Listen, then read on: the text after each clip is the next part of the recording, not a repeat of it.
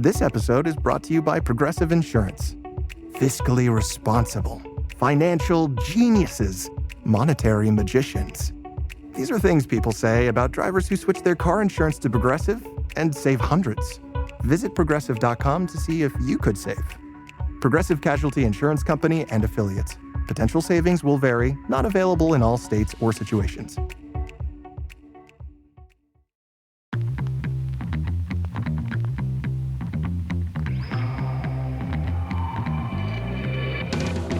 Welcome to the 1905 podcast, home of the world champions, Chelsea. Each week, Joe and I bring you our unfiltered takes on the highs, the lows, and everything in between, following the Blues from Gate 13 of the Matthew Harding stand. Let's hit the notes. Right, it's just finished. Atalanta 2, Chelsea 1, and I am really angry with that one. But this might be quite a tough listen. I warn you in advance. I don't want to be too immediate emotional reaction, but you're probably going to get a little bit of that because the final whistle has just gone. Why are we so passive in games like this? Honestly, it was driving me insane. Even at 1-0, it was driving me mad. And I was like, right, just go and kill the game. Once we scored, we started terribly. Yet again, we started badly. And it seems to be a constant thing we do, particularly away from home in the last, 6 or 7 games. We start so slowly. It's almost like a joke how poor we start the games. I mean, we talked about it obviously last week after the Leeds game, and that was the best example. You follow that up with Bournemouth. We were so lucky not to be 1 or 2-0 down after 10 minutes against Bournemouth.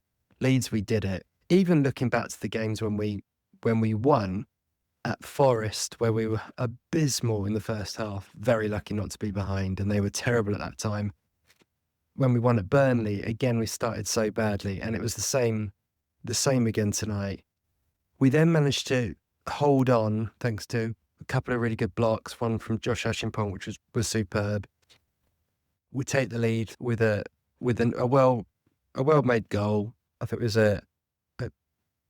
those corners, I don't know about everyone else, but the short corners that we do that 9 times out of 10 don't end up with a cross coming in the box and often end up back at Sanchez's feet are infuriating.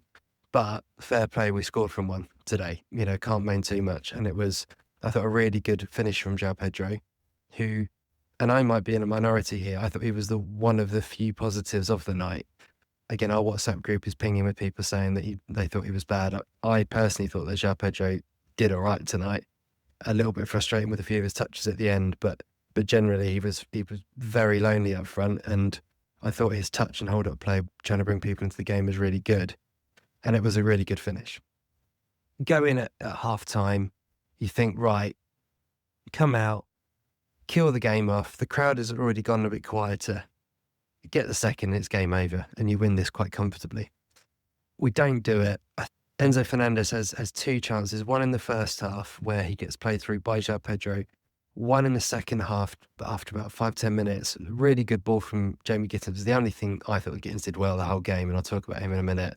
Gittens plays the ball through, and it's like Enzo Fernandez has got running through treacle, isn't it? Like, He's so frustrating sometimes, Enzo Fernandez, his lack of physicality. It really annoys me at times. I know it's not his fault, but he's so slow at times, and there were 2 really good chances. Even if he has a little bit of pace, he can get in front and get his shot away. He doesn't. On this occasion, it ends up falling, minutes later to Reece James, who I think has to score.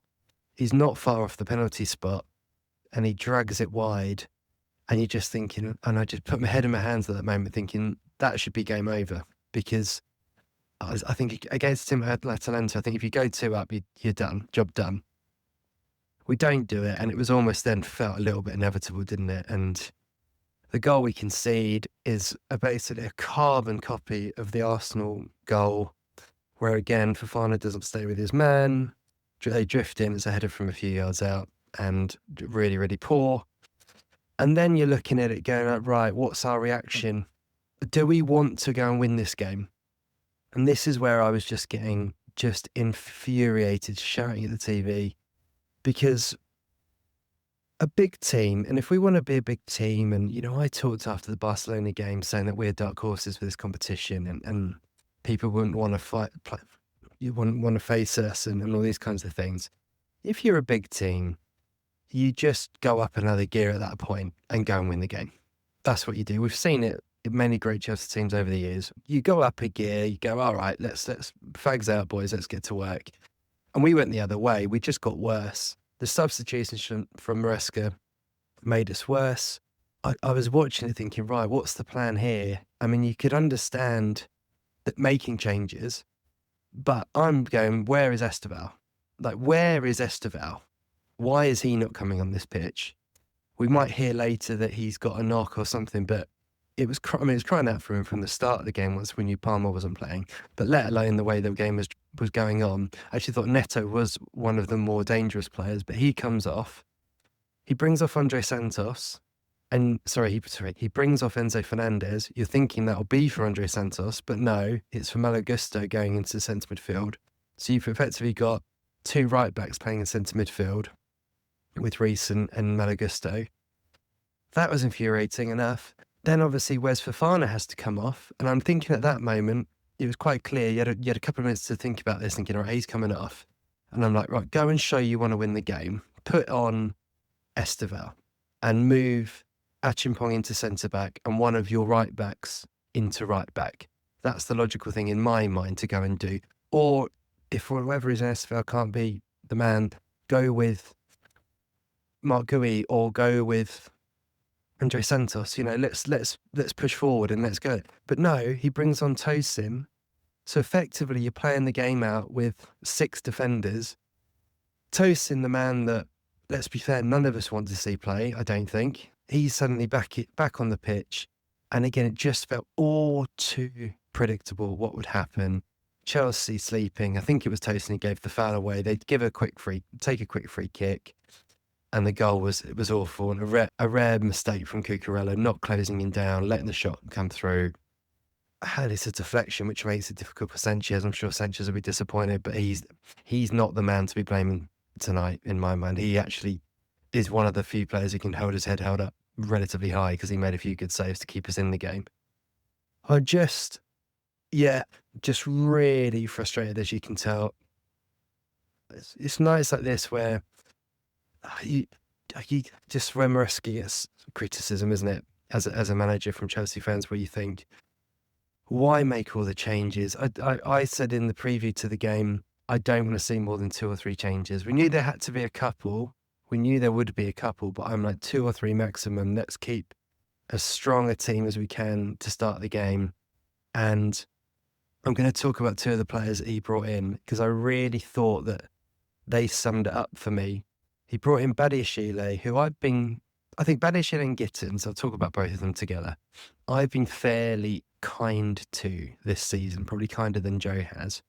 And I think they showed tonight why Joe's right, because both of them were awful, really poor. And I think the level drop in quality from our top players, our first teamers, to these guys is staggeringly bad, and it's horrible to watch. Badiashile is so casual and slow in everything he does. It creates panic among the other players. He misses passes. He just causes an unnecessary level drop in the quality of play. And you compare him to Josh Achimpong, who's playing out of position effectively at right back, but looked so assured. Everything he does is with quality. Every pass has got a punch to it. Every battle he tends to know if he doesn't win it. He's up against Lookman, who's one of the best attacking players around on the wing. And he thought he did a really good job on him. Obviously, Lookman got the better of him a couple of times, but not often. He did a really good job. Badiashile, just awful. And then you've got Jamie Gittens there, who is up against our old mate Zappacosta at times there. And I'm thinking Zappacosta's 33 years old, was a likeable guy in his time at Chelsea, but let's face it, terrible defensively. And I'm thinking, oh, here we go. You should have a field day here. You've got plenty of space to get in on that wing. And Jamie Gittens does not look good enough, does he? Like, there's very little. Again, he looks so casual the way he plays. It infuriates you. Like, compare him to Garnacho, who comes on, and I think the reason that the Chelsea fans have kind of warmed to Garnacho is he does always look to make things happen. Every time he gets the ball, he's driving forward. He got a couple of decent shots away. On another day, one of them gets a little nick or comes off someone and flies in. He's liking to make things happen at pace. With Gittens, it's so slow and steady, and sometimes he'll put that nice ball in, he'll get a nice assist, but it's all very, very lackadaisical, and it's just so frustrating. I thought those two really summed up sort of my frustration watching us today, which was it was just passive, so passive and just frustrating. And the reason I am so frustrated, as you can hear in my voice, is I really thought we would get a result today, and I thought we might win it. And I knew that would put us in a really good position in this Champions League, because, as I said in the preview, if we won today, we would basically win against Paphos at home, away from being through in the top 8 and setting ourselves up really well. And this has completely set us back, and means that very likely we'll be in the playoff stage, and means 2 extra games in Feb, and who knows. But I just think there's a really good opportunity missed, and also, let's face it, an opportunity to put right the poor form that we've suddenly found ourselves in. It's like the players have believed their own hype after the Barcelona and Arsenal games, and have suddenly gone, yeah, we're the business. And let's be honest, most of these guys aren't the business yet, some way off it. And I saw someone talk about this on social media and say that what Chelsea have shown is, in these really big games, and Maresca has shown it as well, they know how to turn up, and they can be really, really good. The problem is, when our work rate drops by that 10-20%, when we're not like their players aren't all working like absolute dogs, like they did, against Barcelona, against Arsenal. Once that drops, the drop is horrendous. And I think you see it. I don't know what it is. The spaces around the pitch don't get filled quickly enough. It's just too passive. The players, some of these second team players obviously aren't good enough, as I mentioned earlier. But it's bad. It's bad. And yeah, the games, which we'll talk about later, just don't get any easier in this little run. And this could really be a very, very bad December for us if we can't put this to bed. And the final thing I'll say, and I'll pass over to Joe, is just team selection. I know they're looking after Parma, but it's the Champions League. You've got a big game in Italy. Surely he could have travelled and been part of the squad, that if you do need him for 20 minutes, he could play. That's, I'm not a medical man, but it just feels like that sends the wrong message immediately. The fact that we didn't see Esteval, again, we'll wait to see here why, but I just thought that was bizarre. I mean, I was looking up from about 50 minutes onwards thinking, right, it's time to bring him on. 55 minutes, I'm thinking, as soon as they score, I'm like, right, I'm expecting immediately his number to come up. The fact he didn't at all, question marks on Maresca, and ultimately a really, really bad night. Over to you, Joe. Good morning, all Blues fans. I hope you're well.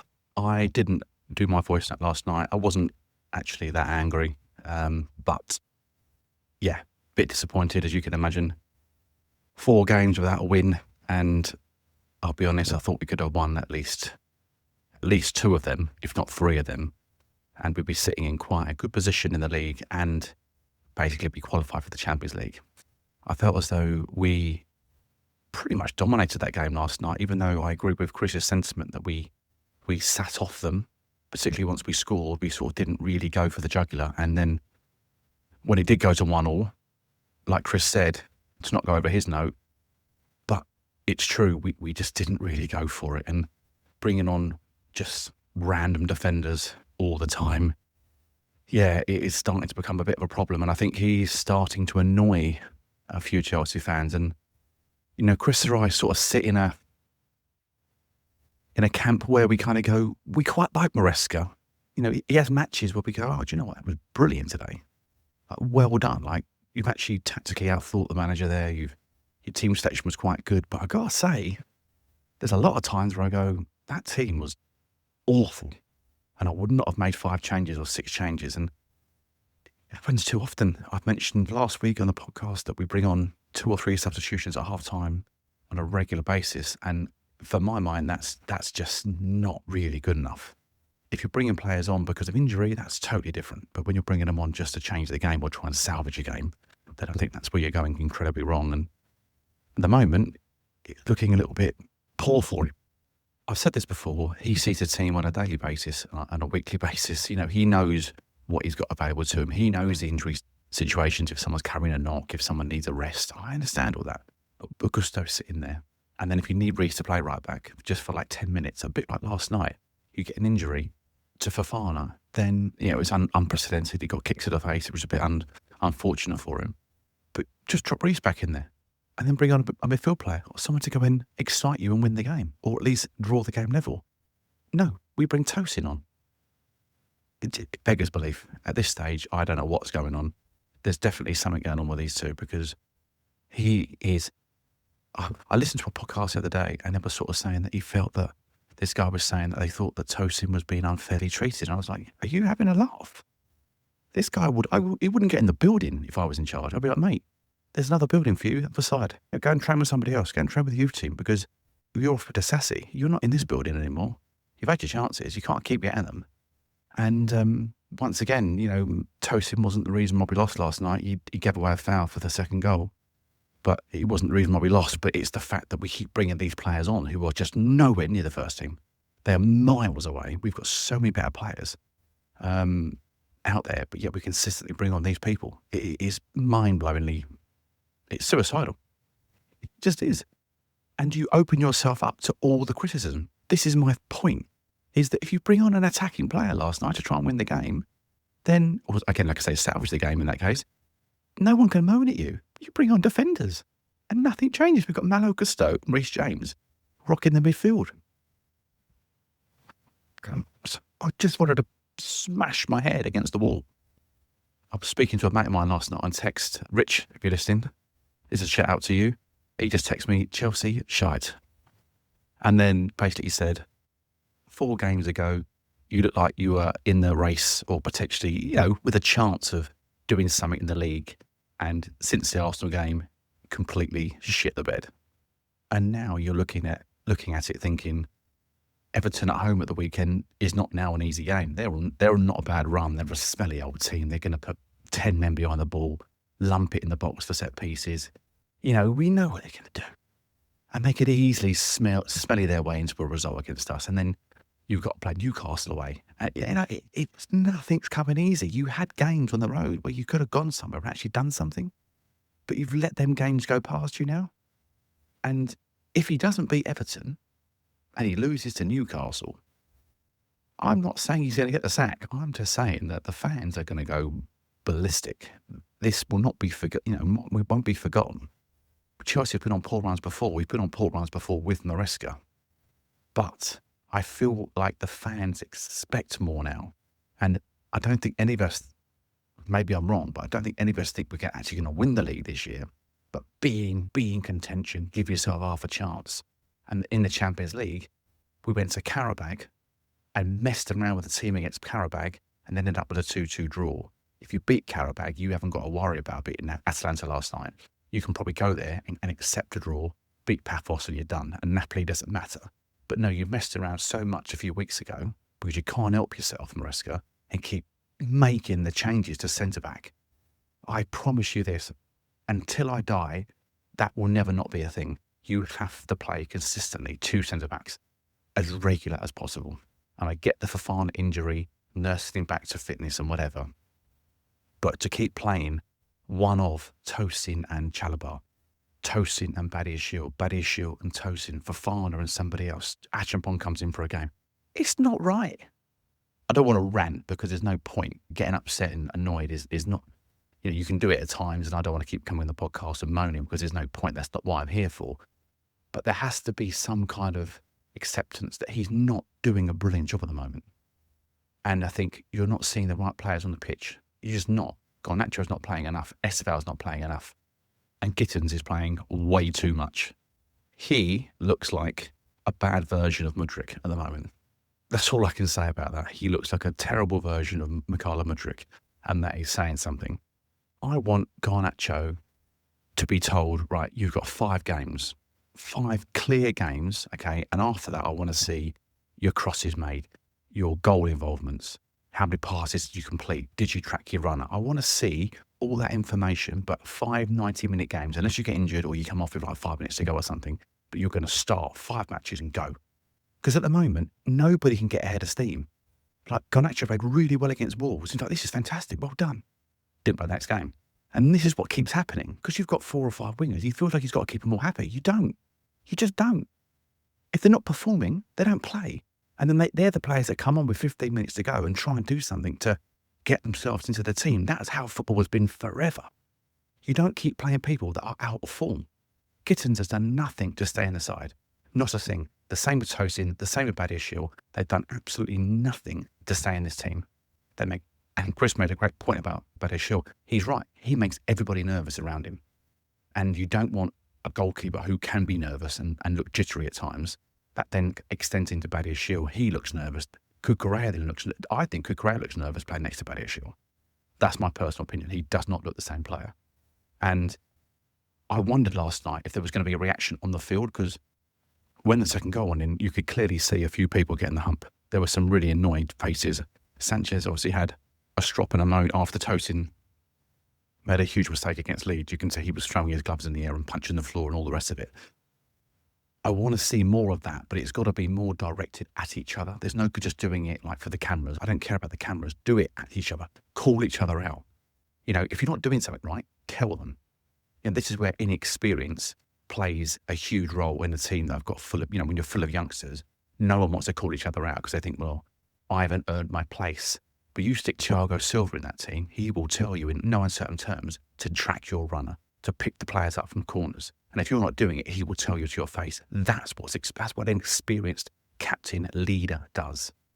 And at the moment, our most experienced player is Tosin in terms of age. And that says everything you need to know about the club at the moment. If he's your most experienced, oldest player who you're looking up to and going, oh, you've done it all with it, mate. No, you haven't. He's done nothing. Absolutely nothing in his career that warrants him playing in this side on a regular basis. That is pissing me off. In football, you get purchased or you come through the academy system, whichever way around it is, you get into the first team. If you can't do it, you can't produce, you move on and you go out the door and you go to find another club that you can suit their style of football, or maybe they're a lower level than you and you go and play in that.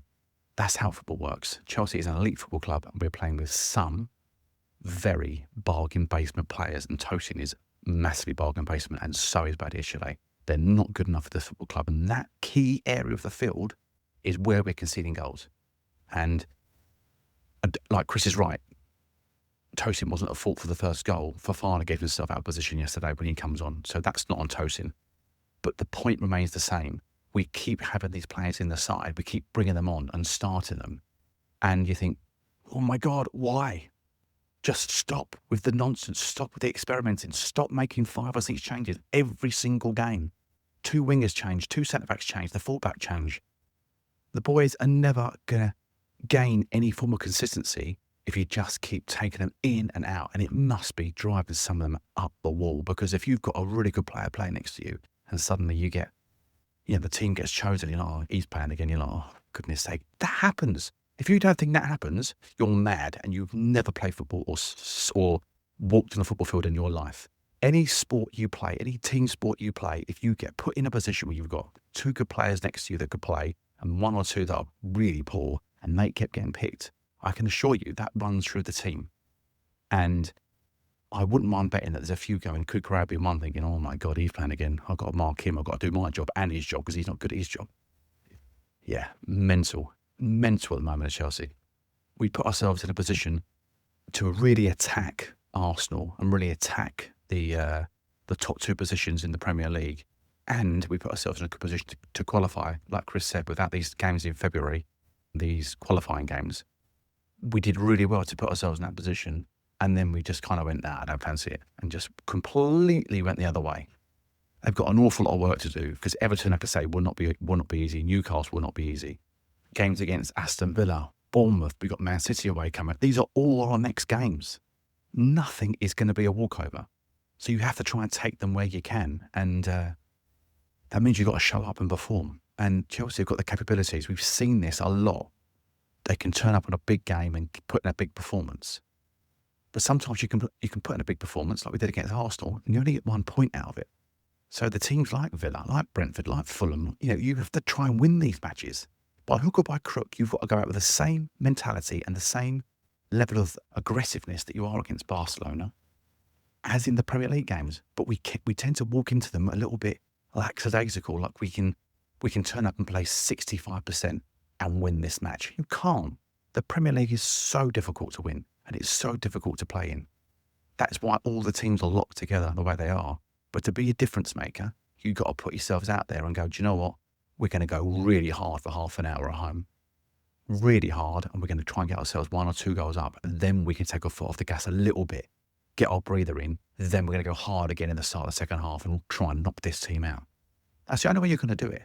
By playing at 60% or 70% the whole way through the game consistently, you're only going to get one result. And that is going to be a draw or a loss. Facts. Bournemouth proved that. Bournemouth, we've had about 60% against Bournemouth. They should have been winning the game. They didn't take their chances. And we came back into it a little bit. We didn't really create anything. And then the game fizzled out as a 0-0. And that kind of, you kind of go, there you go. No one's got anything good to say about the Bournemouth game. Nobody, because there's nothing to talk about. So yeah, it's a disappointing run of games for Chelsea. Maresca has a lot to think about. He's got a lot to get his head around. And I do hope that in the next few weeks, we're not sitting here, staring down the barrel, Chelsea in a position where they've lost or drawn too many matches. And we could easily drop down to 8th position. We could easily go to 2nd if you win 3 or 4 matches. That's where we are. And I just do hope that we can somehow get ourselves out of this fog, because currently at the moment, it's just been really doom and gloom. And Chris and I really do believe in some of these players. We really believe in them. But they need those extra 3 or 4 players around them to come up to a certain level for everything to work properly and consistently. And at the moment, we're not getting that. But that falls on the manager to stop messing around with the team. But that's it from me. We'll be back against, obviously, Everton for our voice notes after the Everton game. I really hope we can see a real upturn in performances in the next few weeks, and we can start getting on the score sheet a lot more. And we have a lot more to celebrate in the next few weeks. But time will certainly tell, and whatever happens, we'll be here to give all our thoughts and analysis after the games from a fan's perspective. So, Chris, over to you to finish off, and let's hope for some good luck in the next few games.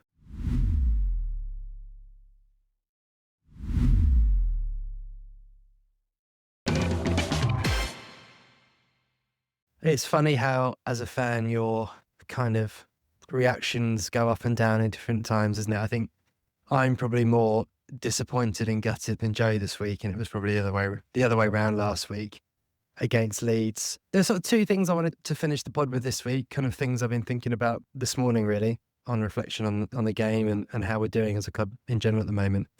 The first one is the feeling I had when Atalanta went ahead yesterday, which there wasn't a huge amount of time left in the game, but just was a feeling of I don't think we've got it in us now to come back and get something from the game. And I looked back through just before recording on our results this season, and bar the West Ham game, which was obviously the second game of the season, Chelsea have not won a game from a losing position all season. So it has had that effect that once you're behind, our heads go. The only game we salvaged something from was Brentford, where we went 1-0 down, obviously went 2-0 and then threw it away in the last minute to draw 2-2. But I think you get the feeling, don't you, with this Chelsea team that when things go well, when we're on top and we're flying, we can look really, really good. But the second things start to go wrong, we don't have the character to get ourselves back in games and to turn things around. And that's probably this sort of continual, just a feeling that I have watching Chelsea play, which is why I probably bore listeners by talking about the importance of us getting the first goal against Everton on Saturday and all these kind of things. Because it is a cliche, the first goal is obviously very important in football. But I think particularly for this Chelsea group, it just feels like it is more so in terms of almost the mood of a game, the feel of how things are going and that sort of thing just feels like it really, really has quite a big impact on the group. So yeah, that's the sort of first thing I wanted to say. The second one is, again, a thought I had, which is on Maresca himself. And again, we'd love to hear from you guys out there on where you stand on this. And again, get in touch with us on Instagram, 1905 podcast, or hello@1905podcast.com if you want to email. But it's just this sort of massive swing in emotions that I have on Maresca, and have really ever since day one, of feeling like at moments when we're doing really well. I mean, 2 weeks ago, we beat Barcelona, and that feels like about a month ago, doesn't it? I think there's been so many games even since then. It feels like a decade ago, but you get that feeling like, oh, Maresca's really good. He's a really smart coach. Do you know what? I quite like him. He's likable. He's really grown on me. He's the right man to lead us into the next sort of phase for us, and these kind of things. And I generally feel that. But when we do badly again, I quite quickly shift. And I know there's an element of that is fairly natural as fans, and I think particularly in the modern age, we're all a little bit more wired that way. But I promise you, I didn't used to be like that. I think with people like Jose, Conte, and Tuchel, and I was thinking even more recently, someone like Frank Lampard, obviously, who have a huge affinity to for different reasons. But I was always a bit more balanced and calm, and just sort of, let's give him time. With Maresca, there is just this little itch constantly that makes me feel like when things start to go badly, I'm like, wow, who else is around? And I look at kind of two of our former midfielders, Cesc Fabregas, who's doing brilliantly in Italy, and Frank is obviously doing a great job at Coventry, and think, I wonder if they'll start to get linked to the job if it carries on this way. And I know that there's other Chelsea fans that have a similar sort of emotion with Maresca, where it's very ups and downs, and when it's down, it feels like, oh, let's get rid of him. And I'm not saying that, by the way. I'm absolutely not saying that Chelsea should get rid of him. I don't think they will either. I think they'll be calm. But I'm more trying to work out in my head why I have that feeling. And I think kind of what Joe alluded to just there is probably part of the emotion with Maresca, is that it's almost like tries to be too clever. He tries to win in his way. So when he wins, and it's very smart with inverted fullbacks, and oh, look, we put a right back in midfield and that worked really well. It kind of feels like he's won the tactical battle, which is great. He's a genius. But when he loses for similarly weird decision making, and particularly we've talked already about it yesterday, but just weird changes, just weird. You're looking at your team thinking, right, so we've got Casado, Reece James, and Malagusto as our midfield three. This feels weird. I think as a fan, it's very hard to accept when it defeats in that way. Whereas if he'd gone for kind of, as Joe said, more logical changes, all right, wingers for winger, let's give, the players who are playing well more time and these kind of things. You can kind of go, well, it's down to the players then. That's on the players for not performing on the day. That's on Enzo Fernandez for having a stinker, etc. When it feels like he's sort of making the changes for change's sake, it's really hard to defend him. So yeah, just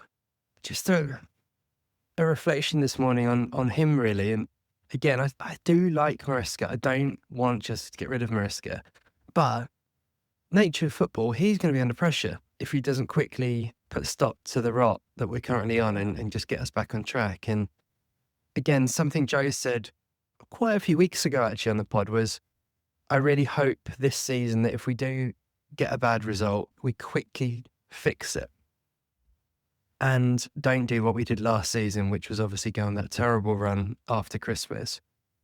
And unfortunately, it feels that we have done exactly what we didn't want to do. And, you get the bad result against Leeds. That can happen. It will happen to a team like this. That's fine. But then bounce back and beat Bournemouth and get a good result in Atalanta. And then you move on, and that Leeds story is quickly forgotten.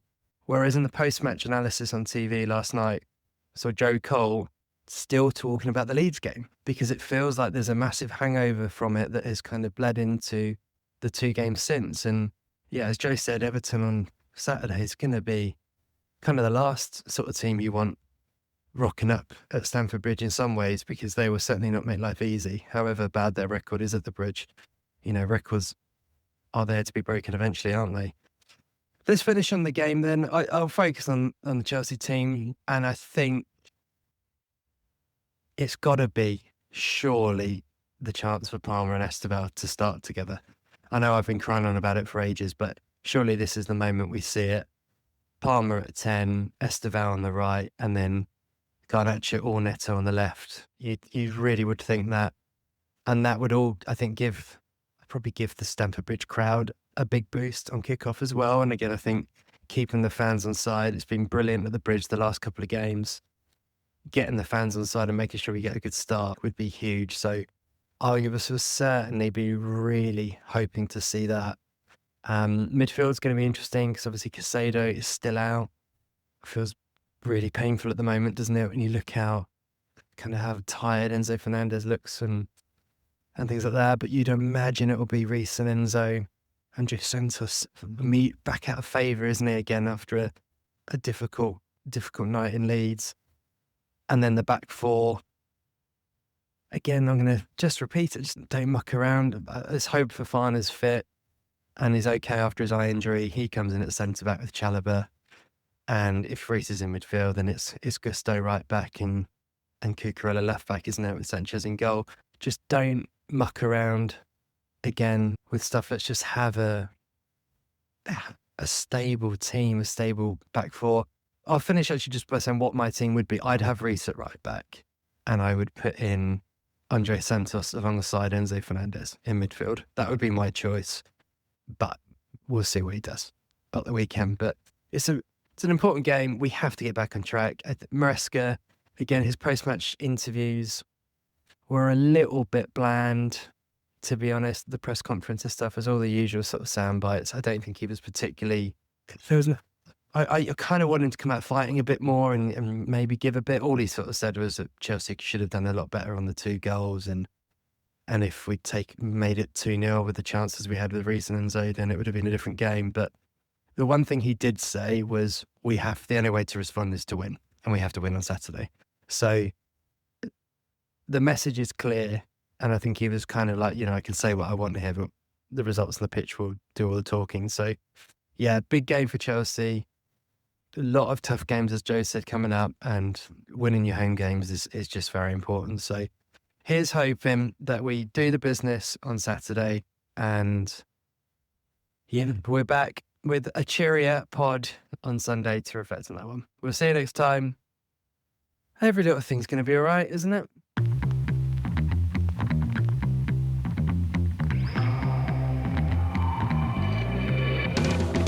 Those were the Chelsea notes for this week. If you enjoyed the podcast, do us a favour and share it with a fellow Blue. And we'd love to hear your thoughts, so leave us a review wherever you're listening. Wherever you may be, stay carefree, and remember, every little thing's gonna be all right.